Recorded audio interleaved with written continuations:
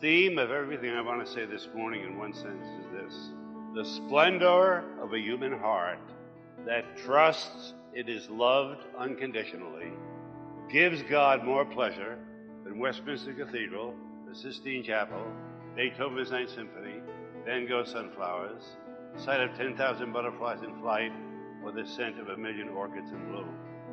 Trust is our gift back to God, and he finds it so enchanting that Jesus died for love of it. In 1932, the premier spiritual writer of that decade was a Frenchman who was working as a missionary in India. His name was Paul de Jaillet, and he wrote these words: "Trust is that rare and priceless treasure that wins us the affection of our Heavenly Father." Why is trust such a rare and priceless treasure? Because it often demands a degree of courage that borders on the heroic.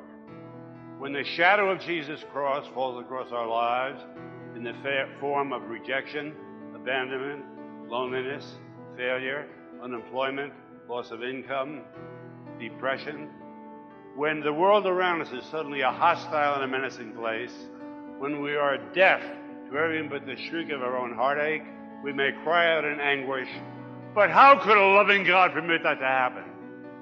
And at that moment, the seed of distrust is sown.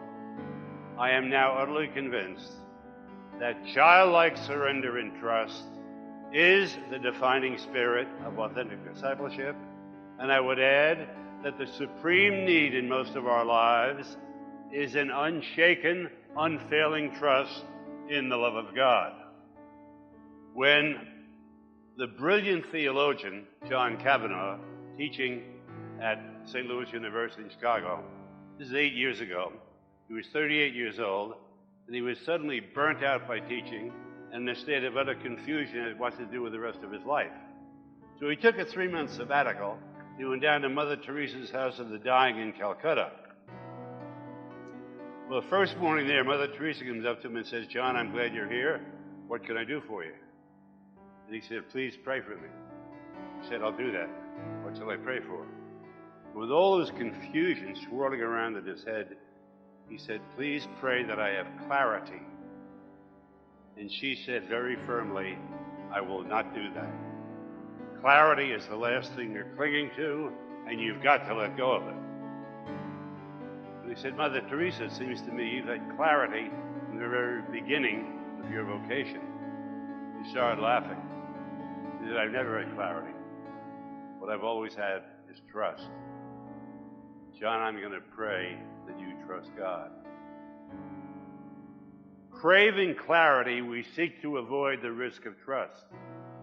And we also might presume that trust is going to dispel the confusion, illuminate the darkness, vanquish the uncertainty, and redeem the times.